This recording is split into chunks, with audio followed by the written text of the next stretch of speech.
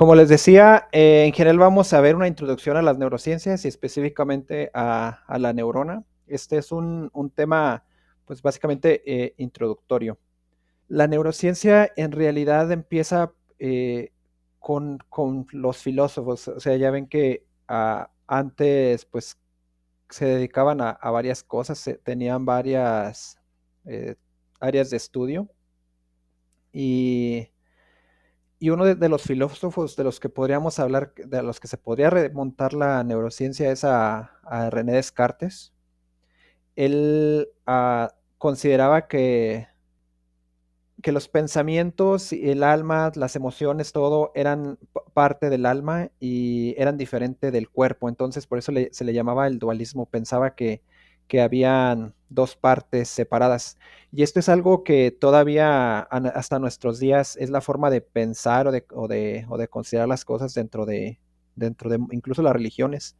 Pensar que las emociones, los pensamientos, en general el alma está separada del cuerpo. Y esto es lo que filosóficamente le podemos considerar como una forma de dualismo.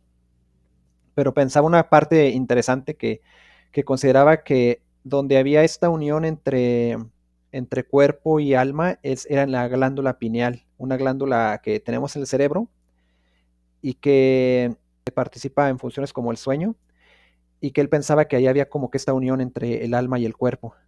Entonces, otro de los antecedentes de la neurociencia es la frenología, en el que se consideraba, bueno, este fue principalmente iniciado por un investigador llamado Gall, que consideraba que las diferentes conductas o rasgos de una persona tenían que ver estaban localizados en una parte específica del cerebro, y que también dependiendo de si estaba más grande esta parte del cerebro, era una persona que tenía más ese rasgo. Eh, entonces, esta pensamiento desde la frenología viene desde hace mucho tiempo, y sin embargo aún sigue permeando el pensamiento sobre el cerebro, que muchas de las funciones están localizadas en una parte específica. Y bueno, podríamos considerar otro de los grandes influyentes a la neurociencia, Paul Broca, eh, el, que, el que investigó y a partir del cual se le denomina afasia de Broca, debido a, pues en honor a él. La afasia de Broca específicamente es una afasia que es un problema de lenguaje, y en el que las personas pueden entenderlo, cuando se están comunicando pueden entender lo que se les está hablando, pero no pueden articular las palabras, o sea, un lenguaje comprensible. Pues esta patología surge a partir de este científico de Paul Broca, y hay una parte del cerebro en el lóbulo frontal que se llama, justamente en honor a él, área de Broca, que está en el lóbulo frontal. Y pues también a partir de que él observa que las personas, sí, que una persona que tiene dañado esta área específica del cerebro, tiene una deficiencia en el lenguaje. Entonces dice, pues es que cada parte del cerebro tiene una función específica, en este caso, por ejemplo, el del lenguaje. Y bueno, el que se considera como el padre de la neurociencia moderna es Santiago Ramón y Cajal.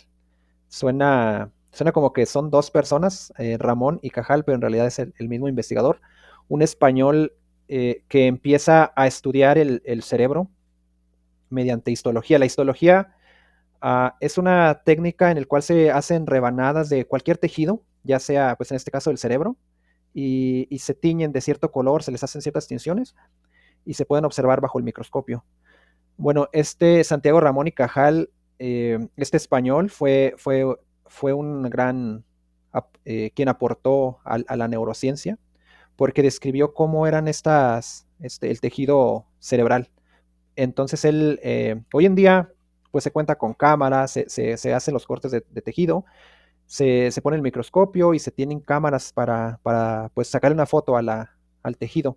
Sin embargo, la forma en la que él lo hacía era que veía bajo el microscopio y luego tenía una hoja a un lado y empezaba a dibujar como lo que él observaba.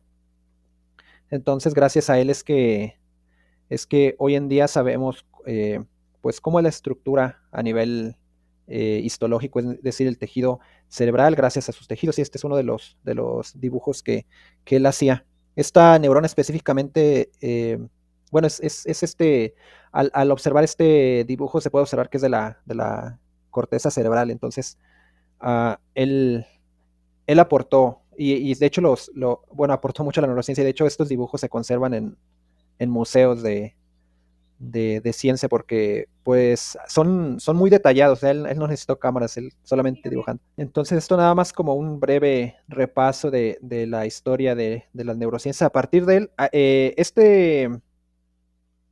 este investigador, Santiago Ramón y Cajal, pues aportó mucho, sin embargo, eh, yo les platicaba que se estudia el cerebro haciendo cortes de tejido, o sea, se saca un cerebro humano o regularmente, en la mayor parte de las veces, algo que les tengo que comentar es que la mayor parte de las veces se estudian más que cerebros humanos, se estudian cerebros animales. Entonces, regularmente en México el 90% de personas que estudian neurociencias en animales. Entonces, bueno, se saca el cerebro del animal, se hacen cortes del tejido muy delgados y se observan bajo el microscopio a ver cómo es la estructura. Sin embargo, ¿qué sucede en este caso? Que estos cortes de tejido ya no son funcionales.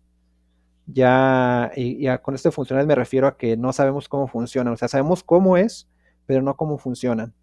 Entonces, hoy en día, a lo que va la neurociencia, lo que apunta es no solamente conocer cómo es la estructura, sino también cómo funciona. Y técnicas hay una enorme cantidad, una de estas es pues lo que les llamaba la histología es una de ellas, pero ya hay muchísimas otras técnicas de las que ya luego abordaremos. Entonces, bueno, como definición de neurociencias, podríamos decir que las neurociencias es el conjunto de disciplinas que estudian cómo funciona el sistema nervioso, cómo se organiza y cómo influye en el comportamiento, las emociones y las funciones eh, corporales. Algo importante aquí en las neurociencias, y ustedes lo estuvieron viendo durante la Semana del Cerebro, es que las neurociencias pueden participar psicólogos, o sea, están involucrados en el estudio de las neurociencias, sin embargo, es una área interdisciplinaria en el sentido de que hay gente de otras áreas, hay gente obviamente de las ciencias biomédicas, es decir, biólogos, médicos, am, químicos, farmacobiólogos. Sin embargo, hay gente incluso involucrada, o investigadores de áreas que se formaron inicialmente como matemáticos, como físicos. Y es que el cerebro es tan complejo que siempre es necesario abordarlo desde todas las perspectivas posibles y entenderlo no solamente desde la parte biológica, sino también desde su funcionamiento, desde, desde todas las aristas. Y bueno, aquí algunas de las divisiones de las neurociencias, por ejemplo, la neuroanatomía, que es muy estudiada por los médicos. La neurofisiología, a diferencia de la neuroanatomía, cuando hablamos de fisiología, independientemente de qué área sea, en este caso en neurofisiología, nos referimos al estudio de cómo funcionan, o sea, el funcionamiento. Aquí en la parte de la neurofisiología, los neurofisiólogos, los que se encargan de neurofisiología, estudian, por ejemplo, mediante electroencefalografía, que es esta técnica que probablemente ustedes la hayan visto en imágenes, cuando se estudia la epilepsia, que se ponen electrodos en el cerebro. Entonces, estos electrodos permiten saber el funcionamiento en tiempo real de conjuntos de neuronas. Y bueno, básicamente neurofisiología del funcionamiento. La neuroquímica se enfoca más en la química del cerebro. Una de estas áreas importantes es los neurotransmisores, de los que ya vamos a hablar más adelante, las hormonas y otras moléculas que intervienen ahí en el funcionamiento neuronal. La neurofarmacología, que estudia cómo los fármacos afectan el cerebro o si afectan, ya sea tengan efectos benéficos o no. Y bueno, un área que creo que es de nuestro interés sería la neuropsicología, que se relaciona con las estructuras cerebrales, con las funciones cognitivas y la conducta. Y principalmente estudia cómo las lesiones o alteraciones afectan la conducta. En la neuropsicología, eh, más que adentrarnos en cómo es la histología, cómo son los neurotransmisores, todo esto, nos interesa, por ejemplo, qué es lo que sucede con una persona que sufre un accidente cerebrovascular o un traumatismo craneoencefálico.